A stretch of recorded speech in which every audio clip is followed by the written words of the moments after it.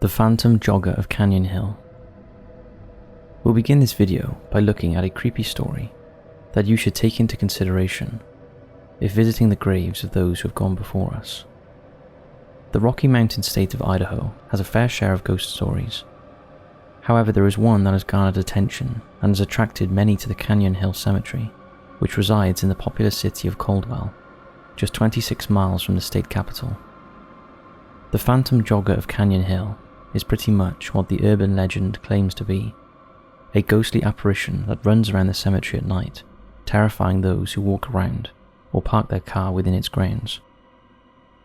The Canyon Hill Cemetery itself sits at 2024 North Illinois Avenue in Caldwell and boasts a grave history dating back to the early 19th century, where many of the deceased were murdered, committed suicide, or died during extreme famine. One of the plots contains a woman and her 5 children, all of whom died after their vehicle was driven off a nearby cliff. The sudden drop in temperature, strong pungent smell, and sense of being watched when the sun goes down has particularly got people talking and spooked in equal measure. The jogger is described as being a female of medium build whose legs are not actually visible to those who encounter her. She is said to hover rather than jog. The legend goes that when one parks in between 2 specific trees during the nighttime hours, the ghostly figure will run up to your car door and tap on the window. Something I'm sure you would agree would be terrifying in a quiet cemetery in the middle of the night. Videos have circulated across the internet, seemingly capturing the entity as she goes for her nightly run, and has converted many locals into believers of the paranormal. Idaho is not shy when it comes to tales of ghosts and other supernatural occurrences. Some have spotted an elderly lady that sits on one of the benches within the cemetery and doesn't move for hours on end before suddenly vanishing into thin air. Then there is the sad story of the water babies of Massacre Rocks. It is believed that during the 1800s, the natives of Pocatello forced mothers to travel to the river and drown their babies during or just after birth, due to a shortage of resources to feed their local townsfolk. If one lingers long enough at the edge of the river, it is said that you can hear the wailing cries of the babies late at night. Some believe that they are the spirits of the children crying out for their mothers. Others believe that they grew gills, survived in the waters, and proceed to lure people to their own death as a way of exacting revenge for the horrors that befell them all those years ago. If any of you live in the area, we'd love to know if you've had any creepy experiences in the cemetery, and if you'd be willing to take a visit there for us in the night to see if you can sense anything strange.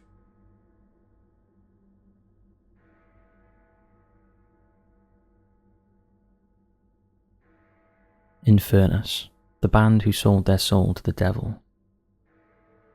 This story is particularly popular with those investigating the paranormal, supernatural, and occult. We have all heard stories of devil worship, satanic cults, and the selling of one's soul for fame and fortune. Artists such as Bob Dylan, Katy Perry, and the blues singer and songwriter Robert Johnson have all discussed the role that the fallen angel has seemingly played in their careers and livelihoods, as well as the sacrifices that were required for their success. Backmasking, the recording technique where messages are recorded backwards onto a track that is meant to be played forward, are said to contain satanic verses or cursed lyrics that, when listened to, summon the devil himself. In the case of Roger Teagues, better known by his stage name, Infernus, the process of selling one's soul to the devil is something that he openly discusses and is proud to have accomplished in his life. Teagues was born on the 18th of June 1972 in Umeå, Sweden, and is a black metal singer, guitarist, songwriter, and self-proclaimed Satanist. After creating his alter ego, he formed the band Gorgoroth in 1992 in the Norwegian district of Sunnfjord, and headed up the development of the Forces of Satan record company. According to the musician, he made a pact with the devil, which led to the band's first demo record, A Sorcery Written in Blood, being released a year later, resulting in a record deal with French label Embassy Productions. The following year, Gorgoroth's full album, Pentagram, was successfully released. Teague's stardom would ignite and see him heavily sought after by various bands within the same genre as Gorgoroth's. whose lineup was consistently changing with the exception of its founder and influencer. From there, Infernus' popularity, bank account and dominance in the band was solidified after signing a deal with German label Malicious Records. The musician orchestrated the recording and release of the Antichrist album in 1996 and Under the Sign of Hell in 1997, with all lyrics, instrument coordination and responsibilities being in the hands of Teagues. The band's music was certainly dark by intention and focused heavily on religious iconography and doctrine. Teagues proclaimed that the philosophy of the group was a Gnostic form of Satanism and that he, as leader, was the devil's minister on earth. Despite being a Satanist himself, Teagues has publicly expressed his aversion from the now popular Church of Satan, which has garnered a massive global following, stating that it is too commercial and doesn't practice the truest form of worship. With great power comes great responsibility, and it is a well-known superstition that when one makes a deal with the devil, there is always a heavy price to pay. In 2003, Infernus was accused of raping a woman at an after-party. Although he was eventually acquitted of rape, he was convicted of gross negligent rape and served 4 months in prison in 2006. As of today, Infernus is still performing at various festivals with different bands. In August 2023, he was attacked by a music-goer while playing at the Beyond the Gates festival in Norway. What do you think of this story? Do you believe that people can sell their soul to the devil? We'd love to hear your thoughts below.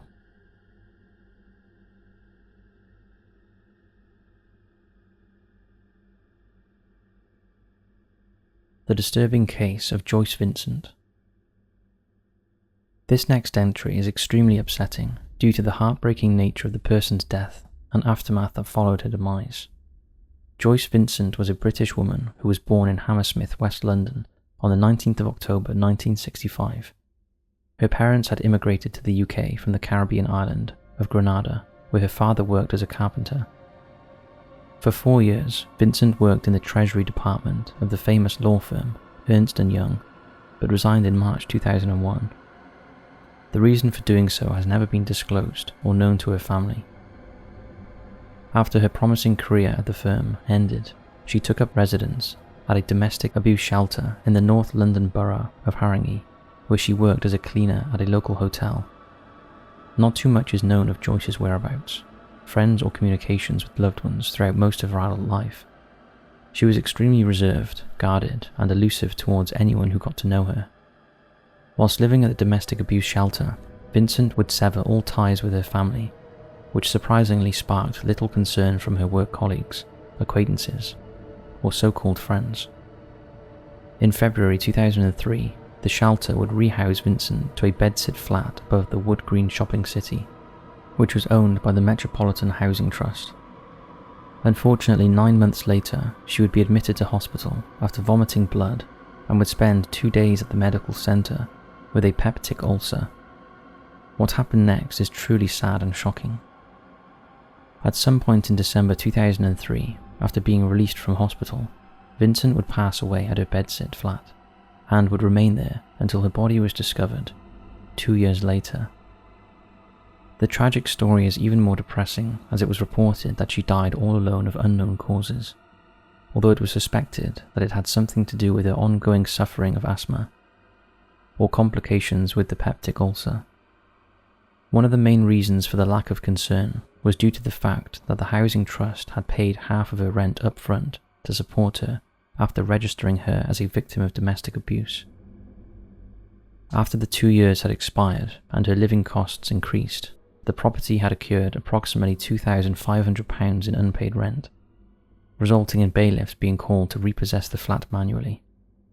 It was then, on the 25th of January 2006, that the men who broke down the door to the flat found Vincent's corpse. According to the now discarded police and pathologist reports, Vincent was found lying on her back, surrounded by shopping bags and wrapped, yet unaddressed, Christmas presents. The television and heating was still working due to the debt forgiveness scheme she had provided by the government.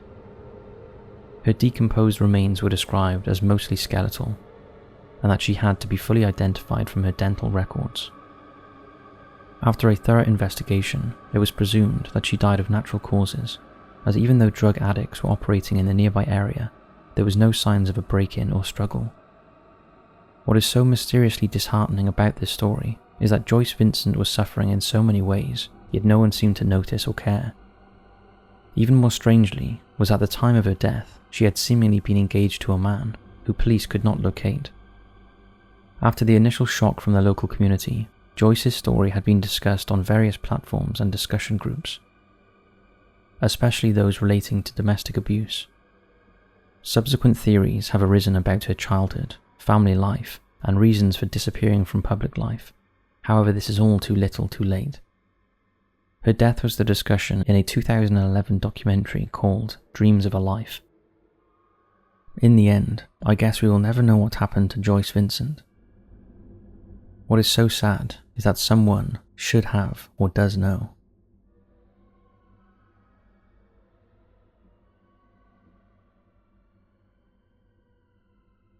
The sad end to Bobby Driscoll. In recent years, the subject of child actors in Hollywood has spurred numerous conspiracy theories and concerns for their safety and mental health. Performers such as Corey Feldman and Macaulay Culkin have been subject to extensive public intrigue and discussion surrounding the treatment of innocent children in such a very adult industry. Robert Cletus Driscoll, born March 3, 1937, was an American actor whose popularity as a child prodigy ran from 1943 to 1960, where he starred in numerous Walt Disney productions, including Treasure Island and Peter Pan. Driscoll, or Bobby to his fans, first landed a contract with the children's entertainment giant when he was 10 years old, and won the Academy Juvenile Award in 1949 for his performances in So Dear to My Heart and The Window. However, after exploding onto the film scene and becoming successful at such a young age, Driscoll's image and career would inevitably implode and become front-page news, all for the wrong reasons. In the mid-1950s, after the youngster's innocent looks faded and the charming characters he portrayed on screen throughout his adolescence had dried up, Driscoll's star quality began to diminish. Disney executives were quick to act upon this. For some unknown, ruthless reason, Disney terminated Bobby's contract with immediate effect when he was just 16 years old. It is also said that the bosses banned him from entering their offices and studios.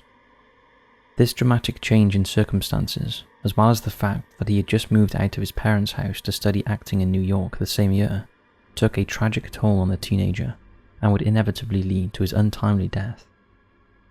Despite attending acting classes to hone his craft, subsequent roles in small television programs failed to recapture the magic, attention, and plaudits that he experienced as a young boy whilst working for Disney. He began to express the trauma that was engulfing his mind, some of which is sad to read. In a 1961 magazine article titled The Nightmare Life of an Ex-Child Star, Driscoll states, "I was lonely most of the time. A child actor's childhood is not a normal one. People continually saying, 'What a cute little boy,' creates innate conceit." He goes on to talk about losing all of his money, being rendered homeless, as well as the disintegration of his marriage to his childhood sweetheart, Marilyn Jean Rush. 4 years later, on March 30th, 1968, aged just 31, Bobby Driscoll was found dead on a New York City park bench at 371 East 10th Street by two boys who were playing around at a nearby building. He was lying on top of a cot with two empty beer bottles and religious pamphlets scattered on the ground next to his corpse. A post-mortem confirmed his death was a result of heart failure, brought on by advanced atherosclerosis, which was effectively caused by excessive drug use. After no one came forward to officially identify the body, Driscoll was buried in an unmarked pauper's grave in New York City's Potter's Field on Hart Island. It would take a full year and a half before his mother was informed of his death, after she had launched a lengthy search for him, in the hope of reuniting her son with his terminally ill father. Yet another sad tale of a doomed character that no one ever really knew.